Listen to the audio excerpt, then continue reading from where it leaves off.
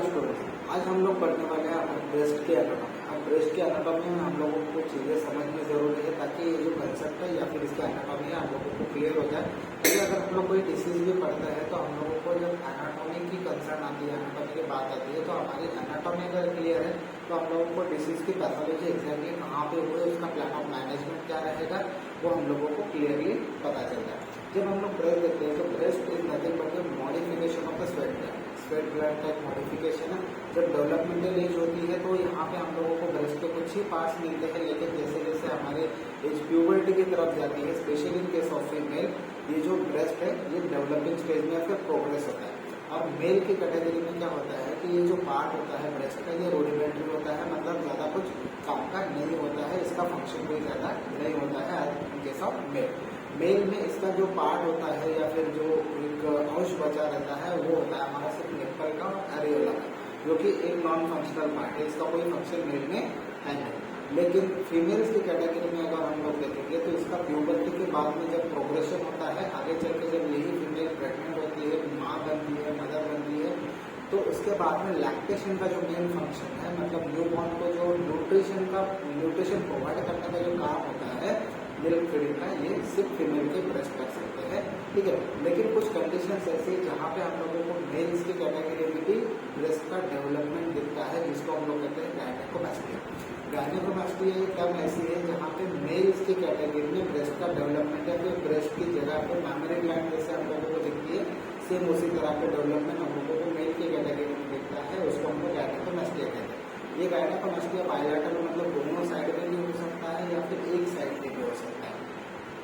अगर हम लोग इसका ऑपरेट करके इसका जो हिस्टोपैथोलॉजी करेंगे, इसलिए हम लोगों को कुछ चीज़ें ध्यान में रखनी होती है कि जब हम लोग पेशेंट में ऑपरेट करते हैं या फिर इसका हिस्टोपैथोलॉजी करते हैं तो इससे पेशेंट में कभी कभी कार्सिनोमा होने के भी चांसेस होते हैं। जब कार्सिनोमा होगा तो एग्जैक्टली कौन सी टाइप का कार्सिनोमा है वो समझने के लिए हम लोगों को ब्रेस्ट का डिटेल में एनाटॉमी पता होना चाहिए। तो कुछ यहाँ पे पॉइंट्स जो हम लोगों को नजर यहाँ पे ध्यान में रखने हैं उसको हम लोग समझते हैं। तो ब्रेस्ट क्या है, actually breast is a modified sweat gland, ठीक है। तो जैसे कि हमने पढ़ा कि जो ब्रेस्ट है it is a modified sweat gland which is derived from the ectoderm. हम लोग एम्ब्रियोलॉजी के जो पार्ट पढ़ते हैं तो एम्ब्रियोलॉजी के पार्ट में हम लोगों को एक चीज समझ में आती है कि ये जो पार्ट है एक्चुअली हमारा ब्रेस्ट का पूरा डेवलपमेंट ऑलमोस्ट एक्टोडर्म से हुआ है, ठीक है। कुछ पार्ट्स है जो कि हमारे मेसोडर्म से भी बनता है, लेकिन मोस्ट ऑफ द पार्ट जो है हमारे एक्टोडर्म से बनता है, इसीलिए यहाँ पे डिराइव्ड फ्रॉम एक्टोडर्म, ठीक है। The breast is found in both sexes, जैसे कि हमने बताया कि जो ब्रेस्ट है वो दोनों सेक्सेस में यहाँ पे प्रेजेंट होते हैं, लेकिन it is a rudimentary. Male में इसका जो फंक्शन है वो काम होता है, रूडिमेंट्री होता है। ये it will develop in the female after puberty, puberty के बाद थोड़ा सा डेवलप होता है। In case of female it forms an important accessory organ of the female reproductive system. अब जब हम लोग फीमेल रिप्रोडक्टिव सिस्टम देखते हैं तो फीमेल रिप्रोडक्टिव सिस्टम में जो एक्सेसरी ऑर्गन्स होते हैं उसमें हमारे ब्रेस्ट भी यहाँ पे इन्वॉल्व होते हैं and which provide the nutrition to the newborn in the form of milk. जब कोई न्यूबॉर्न बेबी की बर्थ होती है तो उसके बाद में जब उसका न्यूट्रिशन का टाइम आता है, मतलब उसको फीडिंग करने का जो वक्त होता है, उस समय पे जो मिल्क होता है वो मदर से आता है, और मदर ब्रेस्ट से जो मिल्क होता है उसी से बेबी का जो न्यूट्रिशन वो प्रोवाइड होता है। इसीलिए यहाँ पे जो मेन फंक्शन है हमारे फीमेल्स में तो वो होता है हमारी मिल्क प्रोडक्शन, ठीक है। उसके बाद में अगर हम लोग इसके शेप की बात करते हैं, इस शेप में भी हेमिस्फेरिकल हो सकता है, कोनिकल शेप हो सकता है, पैरिफॉर्म शेप का हो सकता है, पेंडुलस भी हो सकता है या फिर फ्लैट भी हो सकता है, ठीक है। तो depend upon development, depend upon hormonal balance, इसके जो शेप होते हैं वो थोड़े से चेंज होते हैं। ये हेमिस्फेरिकल हो सकता है, it can be conical, it can be piriform, it can be pendulous और इट कैन बी फ्लैट, ठीक है। ये कुछ यहाँ पे इसके शेप मेंशन की है। अब इसके जो ब्रेस्ट डिसीज या फिर ब्रेस्ट के जो हम लोगों को एनाटॉमी पढ़नी है उसके ऑब्जेक्टिव से हम लोग ये जान सकते हैं कि इसको हम लोग कितने पार्ट्स में पढ़ सकते हैं ताकि हर कंसेप्ट जो हम लोगों को क्लियर हो। जैसे पहले हम लोग पार्ट पढ़ेंगे हमारे एम्ब्रियोलॉजी। अब एम्ब्रियोलॉजिकल डेवलपमेंट जब होता है बेबी का, मतलब हमारे फीटस का जब ग्रोथ होता है एम्ब्रियोलॉजिकल लाइफ में, वहाँ पे एग्जैक्टली कौन से टाइम पे कैसे ब्रेस्ट की डेवलपमेंट होती है वो हम लोग पढ़ेंगे। दूसरा हम लोगों को समझना है रेट्रोमेमोरी स्पेस क्या है और इसका क्लिनिकल सिग्निफिकेंस क्या होगा। तीसरा समझना है कि जो हमारा ब्रेस्ट है वो कितने क्वाड्रेंट्स में डिवाइड होता है, उसके कितने पार्ट्स होते हैं और उसका भी क्लिनिकल सिग्निफिकेंस क्या होता है। उसके बाद में चौथा पार्ट समझना है what is the axillary tail of sledge. ये आपको वाइवा में कभी कभी पूछ सकते हैं कि what is the axillary tail of sledge, इसके क्या क्लिनिकल सिग्निफिकेंस होंगे। तो हम लोगों को ये पता होना चाहिए कि what is mean by axillary tail of sledge, इसका क्या क्लिनिकल इंपॉर्टेंस है वो हम लोग समझेंगे। What is the bed of breast. Breast मतलब क्या हुआ कि जो हमारा एग्जैक्टली जहाँ पे हमारा ब्रेस्ट लोकेट करता है उसके पोस्टीरियर साइड पे क्या है, या फिर ये कहाँ पे इसका एग्जैक्ट लोकेशन है जिसके ये बेल्ट के यहाँ पे इसका प्रेजेंस है।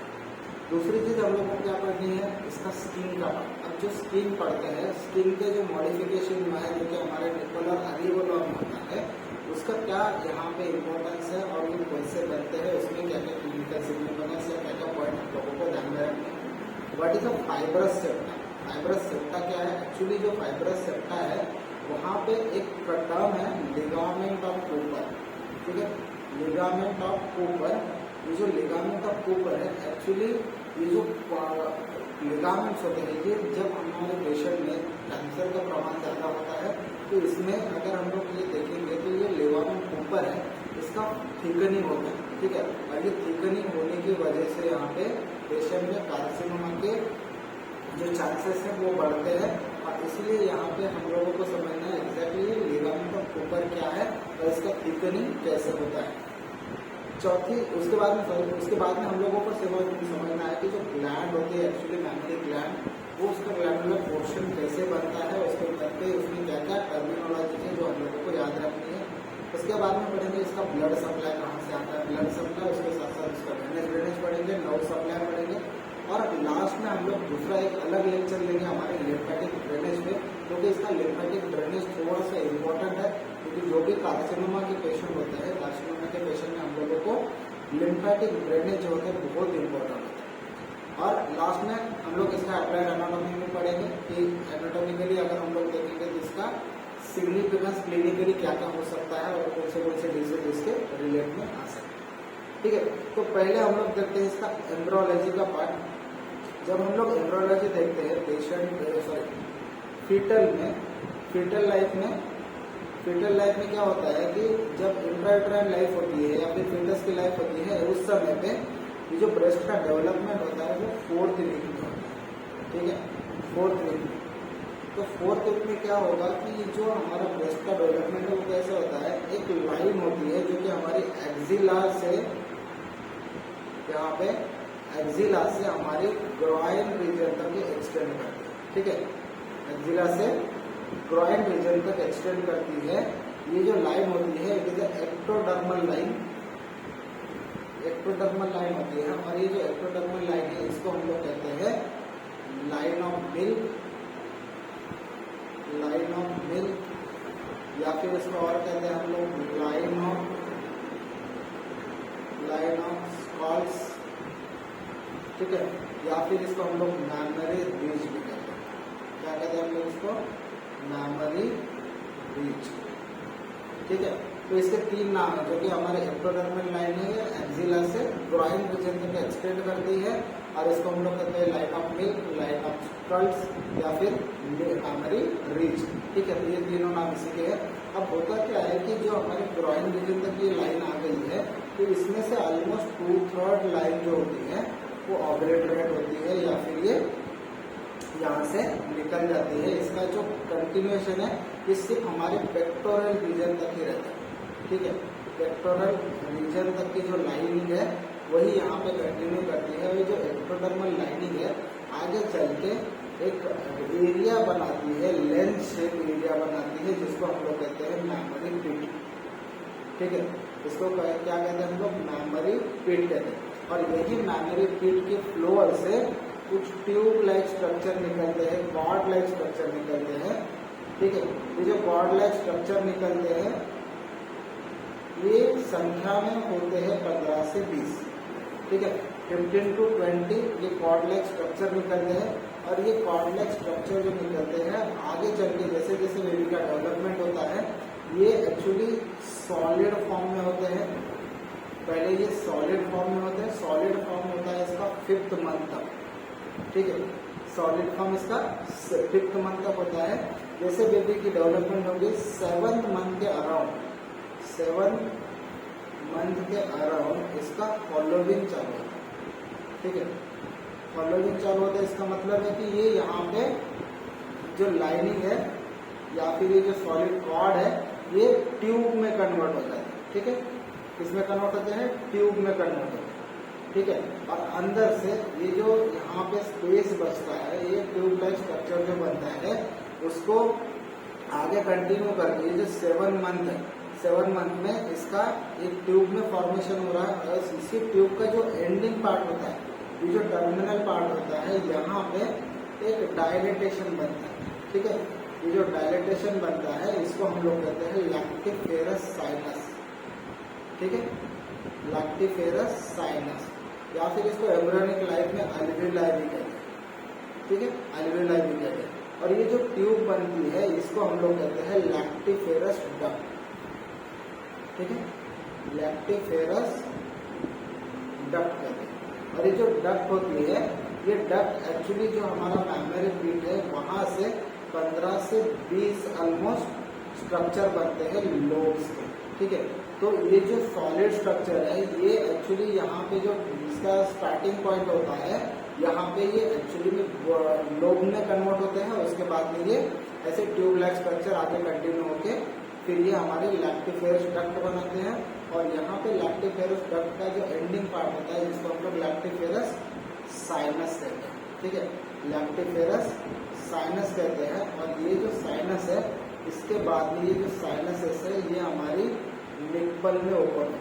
ठीक है, यहाँ पे मान लो ये हमारा निप्पल का पार्ट होता है। ये जो पूरे साइनसेस है ये आगे कंटिन्यू होकर हमारे निप्पल में ओपन होते हैं। ठीक है, तो ये जो डेवलपमेंट होता है ये ऑलमोस्ट ये 7 मंथ तक होता है, जब ये लैक्टिफेरस डक्ट पूरी तरह से फॉर्म होते हैं हमारे at the time of birth. और जैसे जैसे बेबी का डेवलपमेंट होते रहता है ये आगे कंटिन्यू होते हैं, इसकी डेवलपमेंट भी आगे कंटिन्यू होती है। प्यूबर्टी के टाइम में ये और डेवलप होते हैं। और ये जो हमारी लैक्टिफेरस डक्ट है इसमें कुछ एक्सेसरी डक्ट भी आते हैं। ठीक है, ये जो लैक्टिफेरस डक्ट है इसमें एक्सेसरी डक्ट भी आके मिलती है। और ये जो डक्ट है इसके पेरीफेरी में कुछ स्ट्रक्चर प्रेजेंट होते हैं। ठीक है, कुछ स्ट्रक्चर प्रेजेंट होते हैं जिसको हम लोग कहते हैं एसिनाई या फिर सिक्रेटरी apparatus। ठीक है, क्या कहते हैं हम लोग इसको? एसिनाई और सिक्रेटरी सेल्स। सिक्रेटरी सेल्स, ठीक है, जहाँ से एक्चुअली में मिल्क सीक्रेट होता है। और यही मिल्क हमारे लैक्टिफेरस डक्ट में आके फिर हमारे साइनस में आता है और साइनस से फिर हमारे निप्पल से ये बाहर आता है। ठीक है, तो ये इसका एम्ब्रियोलॉजी का पार्ट है। अब हम लोग को ये समझना है कि हमारे रेट्रो मेमोरी स्पेस क्या होती है। जब हम लोग इसके ब्रेस्ट का स्ट्रक्चर देखते हैं, ठीक है, ब्रेस्ट का जब स्ट्रक्चर देखते हैं तो हमारा ये पेक्टोरल रीजन है। ठीक है, ये पेक्टोरल रीजन होता है। और हमारा जो ब्रेस्ट है वो ब्रेस्ट एक्चुअली में हमारी सुपरफिशियल फेशिया में प्रेजेंट है। ठीक है, सुपरफिशियल फेशिया में प्रेजेंट है। इसका मतलब क्या होगा? ये जो पार्ट है दिस इज आवर स्किन, ये जो पार्ट है ये हमारा डीप फेशिया होता है। और ये जो पार्ट होता है इसके बीच में जो हमारा ब्रेस्ट प्रेजेंट है ये होता है हमारा सुपरफिशियल फेशिया। ठीक है, इसका मतलब है कि सुपरफिशियल फेशिया का जो यहाँ पे डायलेटेशन हुआ जिसमें कि फैटी टिश्यू मौजूद होता है, उसके साथ साथ ग्लैंडुलर पार्ट भी मौजूद होता है, ये हमारा सुपरफिशियल फेशिया है।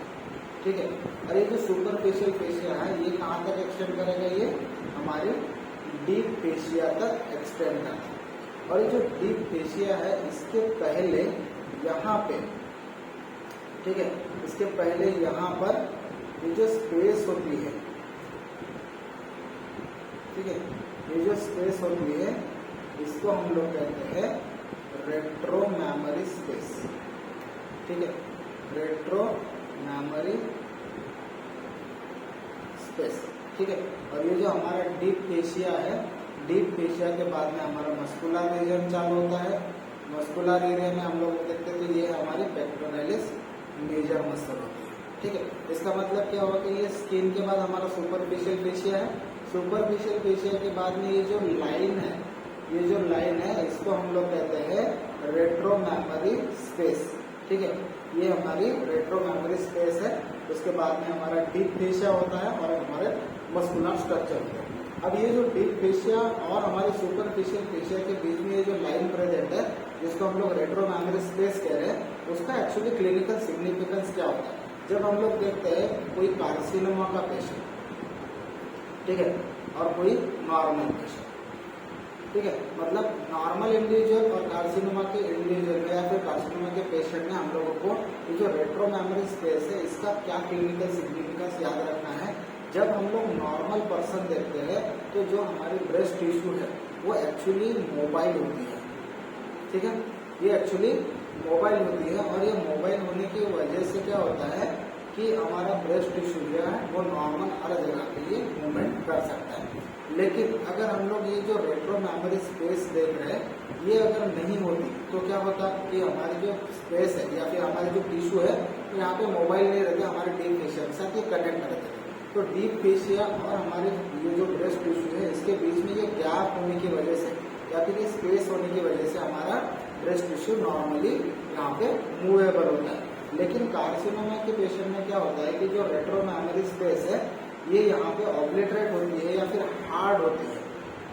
ठीक है, हार्ड होती है। क्यों पता है क्या? क्योंकि यहाँ पे जो टिश्यू है ये टिश्यू ऑलरेडी ब्रेस्ट कार्सिनोमा की वजह से हार्ड होता है, इसीलिए ये जो रेट्रो मेमोरी स्पेस है ये हमारे डीप फेशिया के साथ फिक्स होती है और इसलिए ये जो ब्रेस्ट कार्सिनोमा के पेशेंट होते हैं इसमें जो ब्रेस्ट टिश्यू है वो फिक्स्ड होती है। ठीक है, वो फिक्स होते हैं और नॉर्मल इंडिविजुअल में ये मोबाइल होते हैं। अगर ये रेट्रो मेमोरी स्पेस यहाँ पे ऑब्लिटरेट हो गई है इसका मतलब है कि पेशेंट में ब्रेस्ट कार्सिनोमा के चांसेस बढ़ गए। ठीक है, तो इसलिए ये ब्रेस्ट कार्सिनोमा के पेशेंट में हम लोगों को ये फिक्सेशन लेना है, तो इसको हम लोग कहेंगे रेट्रो मेमोरी स्पेस। अब देखते हैं क्वाड्रेंट्स के बारे में। ठीक है, तो यहाँ पे पहला एक पॉइंट समझेंगे हमारा extension of breast. Extension of breast में हम लोगों को क्या समझना है कि ये जो हमारी मिड लाइन है, ठीक है, ये हमारा स्टर्नल एंगल है, ये हमारी मिड लाइन बराबर, जहाँ पे हमारा स्टर्नम पर है। अब जब हम लोग ब्रेस्ट का एक्सटेंशन देखते हैं एनाटॉमिकली, तो इसका एक्सटेंशन अगर हम लोग वर्टिकली देखते हैं, ठीक है, कैसा वर्टिकली अगर हम लोग इसका एक्सटेंशन देखेंगे तो वो कहाँ से कहाँ तक है? सेकेंड रिब से लेके 6th रिब तक। ठीक है, ये अगर देखेंगे डायग्राम में ये क्या है? This is a line for second rib location. ठीक है, और यहाँ पे अगर देखेंगे एक्सटेंशन नीचे की तरफ वो कहाँ तक है? हमारी 6th रिब तक। इसका मतलब है कि वर्टिकल जो डायरेक्शन में हम लोग अगर इसका मेजरमेंट लेंगे तो कहाँ से कहाँ तक है एक्सटेंशन? सेकेंड रिब से 6th रिब तक। अगर हम लोग इसको हॉरिजॉन्टली देखेंगे तो हॉरिजॉन्टल यहाँ पे इसका डायरेक्शन या फिर इसका जो लोकेशन है वो कहाँ पे मेजर करेंगे? यहाँ पे अगर हम लोग ये जो लोकेशन है ये हम लोग 4th रिब का कंसिडर करते हैं। ठीक है, ये हम लोग 4th रिब है, हम लोगों की 4th रिब है। तो ये 4th रिब के लाइन में अगर हम लोग एक लाइन ड्रॉ करेंगे तो इसके लिए मिड लाइन बनती है जहाँ पे हमारा निप्पल प्रेजेंट है। ठीक है, निप्पल कहाँ प्रेजेंट है? 4th intercostal space. ठीक है, 4th इंटरकोस्टल स्पेस में ये प्रेजेंट है हमारा निप्पल। ठीक है, और इसी लाइन को कंपेयर करते हुए अगर हम लोग इसका एक्सटेंशन देखेंगे हॉरिजॉन्टली तो वहाँ वो कहाँ से कहाँ तक है? ये हमारी mid axillary line, sorry mid clavicular line है। ठीक है, और यहाँ पे अगर देखेंगे ये हमारी मिड एक्सिलरी लाइन है। ठीक है, ये होती है हमारी मिड एक्सिलरी लाइन। अब यहाँ पे एक्सटेंशन के लिए हम लोगों को क्या ध्यान में रखना है कि जो हमारी 4th रिब है, ठीक है, 4th रिब की लेवल से हमारा जो स्टर्नल एंगल है या फिर हमारा स्टर्नम है, स्टर्नम की लैटरल बॉर्डर से हमारी मिड एक्सिलरी लाइन तक, ठीक है, स्टर्नम के बॉर्डर से मिड एक्सिलरी लाइन तक इसका एक्सटेंशन हम लोगों को देखना है। ठीक है, ये इसका हॉरिजॉन्टल एक्सटेंशन होता है। अब इसके क्वाड्रेंट के बारे में देखते हैं।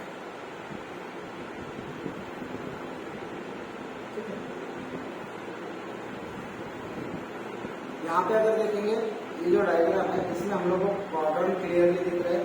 ये है हमारा ब्रेस्ट, ये राइट ब्रेस्ट है।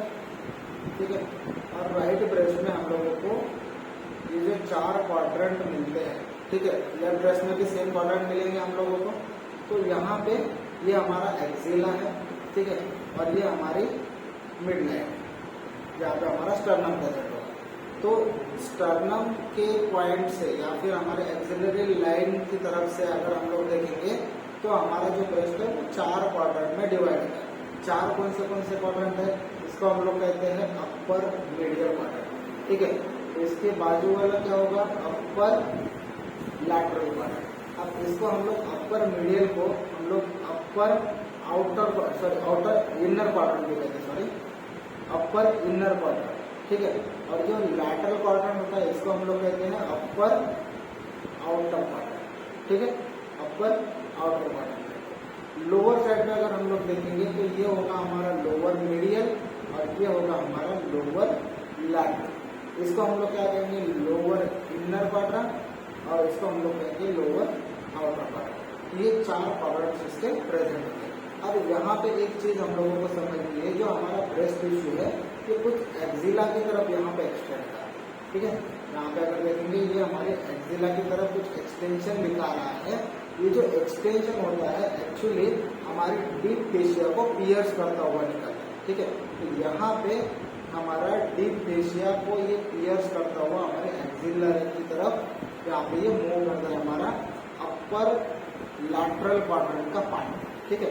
कौन सा पार्ट? यहाँ पे सिर्फ अपर लैटरल क्वाड्रेंट का पार्ट एक्सटेंड कर रहा है हमारे एक्सिला की तरफ। जब हम लोग यहाँ पे ये एक्सटेंशन देखते हैं तो हमारे डीप फेशिया को पियर्स करता हुआ निकलता है और इसी को हम लोग कहते हैं एक्सिलरी टेल ऑफ स्पेंस। क्या कहते हैं हम लोग इसको? Axillary tail of Spence. और ये जो एक्सटेंशन है हमारी डीप फेशिया को पियर्स करता हुआ निकलता है, तो जो स्पेस बनता है या फिर जो हमारी ओपनिंग होती है हमारे डीप फेशिया में, उसको हम लोग कहते हैं फेशिया ऑफ लैंगर्स, ठीक है, fascia of Langer, sorry foramen of Langer, sorry foramen of Langer, ठीक है। तो यहाँ पे 2 चीजें इंपॉर्टेंट है, एक एक्सिलरी टेल ऑफ स्पेंस और एक फोरामेन ऑफ लैंगर। अब ये फोरामेन ऑफ लैंगर क्या है? जहाँ पे हमारी डीप फेशिया है उसमें ओपनिंग प्रेजेंट होता है, किसके लिए? हमारे एक्सिलरी टेल ऑफ स्पेंस के लिए। और एक्सिलरी टेल ऑफ स्पेंस क्या है? हमारे एक्सटेंशन है अपर लैटरल क्वाड्रेंट, ठीक है। ये हमारे क्वाड्रेंट्स है। अब हम लोग देखते हैं इसके बेड के बारे में, मतलब इसके मस्कुलर स्ट्रक्चर के बारे में। जब हम लोग हमारा ब्रेस्ट का टिश्यू देखते हैं तो ब्रेस्ट के टिश्यू के पोस्टीरियर साइड में, ब्रेस्ट एक्चुअली हमारी सुपरफिशियल फेशिया है, उसके बाद में हम लोगों को मिलता है हमारा रेट्रो मेमोरी स्पेस, और उसके बाद में हम लोगों को हमारा जो डीप फेशिया है वो मिलता है। डीप फेशिया के बाद में हमारे मसल स्टार्ट होते हैं और जो मसल होते हैं वही हमारे ब्रेस्ट टिश्यू का बेड बनाते हैं, ठीक है। तो वो कौन से मसल है जहाँ पे हम लोगों को याद रखना है कि मेजर मसल कौन सा है और माइनर मसल कौन सा है। तो मेजर पोर्शन अगर हम लोग देखेंगे ऑलमोस्ट 2/3 पार्ट जो होता है हमारे ब्रेस्ट टिश्यू का वो बनता है हमारी पेक्टोरलिस मेजर मसल से, ठीक है। पेक्टोरलिस मेजर मसल से हमारा ऑलमोस्ट 2/3 पार्ट बनता है हमारे ब्रेस्ट का, ठीक है। अब इसका जो लैटरल पार्ट होता है वो लैटरल पार्ट अगर हम लोग देखेंगे, ये जो मसल यहाँ पे दिखाई है ये एक्चुअली है हमारी सेरेटस एंटेरियर मसल। कौन सी है? ये सेरेटस एंटेरियर मसल प्रेजेंट है जहाँ पे हमारा लैटरल पार्ट होता है ब्रेस्ट में। और जो लोअर और इनर पार्ट होता है, ठीक है, यहाँ पे अगर देखेंगे ये लोअर पार्ट पे थोड़ा सा इनर साइड पे एक मसल प्रेजेंट होती है जो हमारी एब्डोमिन एंटीरियर एब्डोमिनल मसल है, जिसको हम लोग कहते हैं एक्सटर्नल ऑब्लिक एब्डोमिनस, ठीक है, या फिर एक्सटर्नल ऑब्लिक मसल हम लोग इसको कहते हैं। इसका मतलब क्या हो गया? हमारे ब्रेस्ट टिश्यू के पोस्टीरियर साइड है इसके बेड पे हम लोगों को 3 मसल मिलेंगे, ठीक है। क्या क्या मिलेगा? 3 मसल मिलेंगी। पहली मसल होगी पेक्टोरलिस मेजर, ये ऑलमोस्ट हमारा 2/3 पार्ट बना रही है। दूसरी मसल मिलेगी हम लोगों को लैटरली सेरेटस एंटेरियर, ठीक है। सेरेटस एंटेरियर ऑलमोस्ट 1/3 पार्ट बनाएगी हमारा लैटरल का। और तीसरा पार्ट होता है इसका हमारा एक्सटर्नल ऑब्लिक मसल, ठीक है। एक्सटर्नल ऑब्लिक ये एक्चुअली हमारा लोअर और थोड़ा सा इनर का पार्ट हमारे ब्रेस्ट टिश्यू का ये यहाँ पे लोकेट करना। ठीक है, इसका मतलब 3 मसल हम लोग को याद रखते हैं, पेक्टोरलिस मेजर, सेराटस एंटीरियर और एक्सटर्नल ऑब्लिक मसल। ठीक, ये इसका बेड का पार्ट। अब हम लोग आगे का पॉइंट समझते हैं। यहाँ पे हमने 4 पॉइंट, ऑलमोस्ट 5 पॉइंट कवर कर लिए। एम्ब्रियोलॉजी का पार्ट देखा, रेट्रोमेमोरी स्पेस क्या होती है वो समझा, क्वाड्रेंट्स क्या होते हैं, 4 क्वाड्रेंट्स हमारे अंदर होते हैं उसके बारे में समझा, एक्सिलरी टेल ऑफ स्पेस, उसके साथ साथ हमने देखा foramen of Langer, foramen of Langer, उसके बाद में बेड ऑफ ब्रेस्ट, ये चीज समझे। अब समझते हैं स्किन के पार्ट। जब हम लोग इसका स्किन देखते हैं ब्रेस्ट टिश्यू का, वो 2 पार्ट में डिवाइड होता है। ठीक है, जो स्किन है 2 पार्ट में इसको हम लोग डिवाइड करते हैं। पहला पार्ट होता है हमारा निप्पल का, दूसरा पार्ट होता है हमारे अरियोला। ठीक है, अब इन दोनों में डिफरेंस क्या है? जब हम लोग निप्पल को देखते हैं तो ये हमारा मान लो कोनिकल शेप का निप्पल प्रेजेंट है। ठीक है, कैसे? ये कोनिकल शेप। ठीक है, और ये जो निप्पल होता है उसमें 2 मसल्स प्रेजेंट होते हैं, 2 मसल्स प्रेजेंट होते हैं। कौन सा?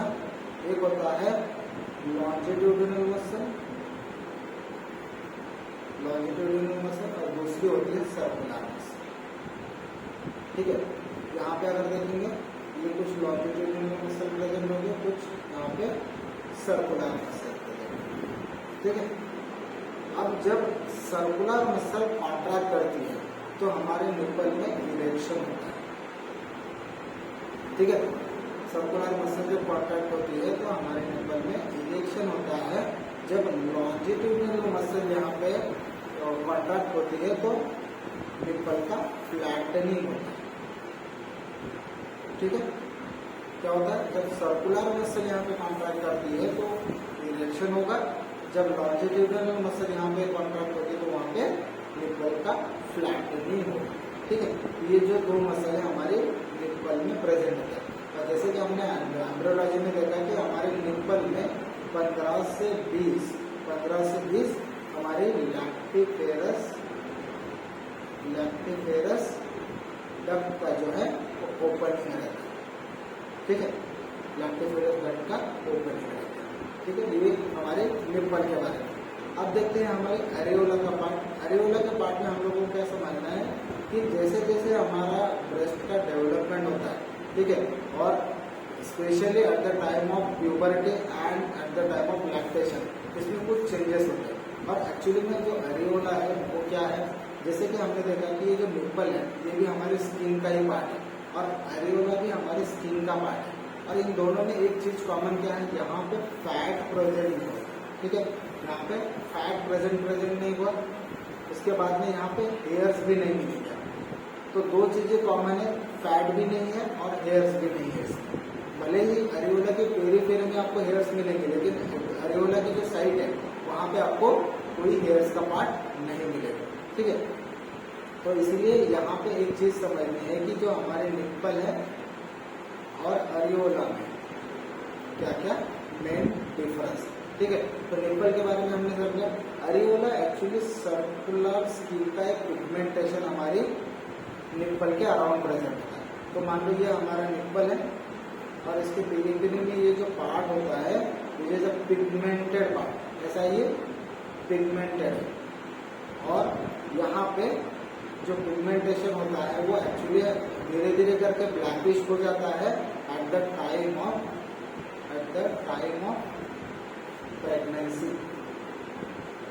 प्रेगनेंसी के टाइम पे इसका जो पिगमेंटेशन है वो और डार्क होता है।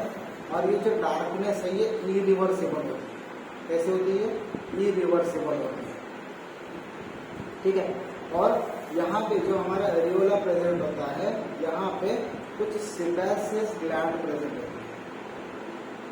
ठीक है, सेबेशियस ग्लैंड प्रेजेंट होती है जो कि प्रेगनेंसी के टाइम पे इसका एलिवेशन होता है। ठीक है, यहाँ पे आपको कुछ ट्यूबरकल लाइक स्ट्रक्चर दिखेंगे जो कि हमारे सेबेशियस ग्लैंड के यहाँ पे एलिवेशन होते हैं, या फिर इसका थोड़ा सा डेवलपमेंट जो है प्यूबर्टी के प्रेगनेंसी के टाइम पे ज्यादा होता है, जिसको हम लोग कहते हैं ट्यूबरकल ऑफ मॉन्टेगमेरी।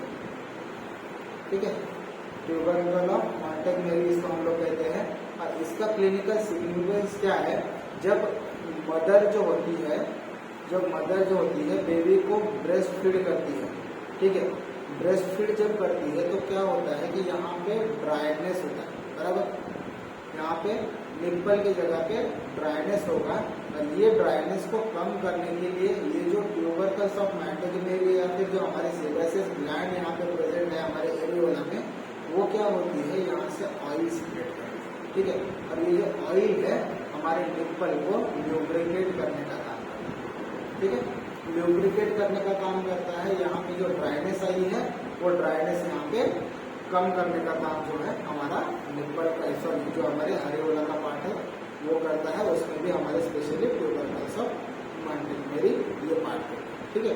तो ये हमारा स्किन का प्रेजेंटेशन हमारे ब्रेस्ट के कैटेगरी में, ठीक है। अब इसके बाद में जो फाइब्रस सेप्टाई है, उसके बाद में जो ग्लैंडुलर स्ट्रक्चर है, तो आगे के लेक्चर में हम लोग बैठेंगे।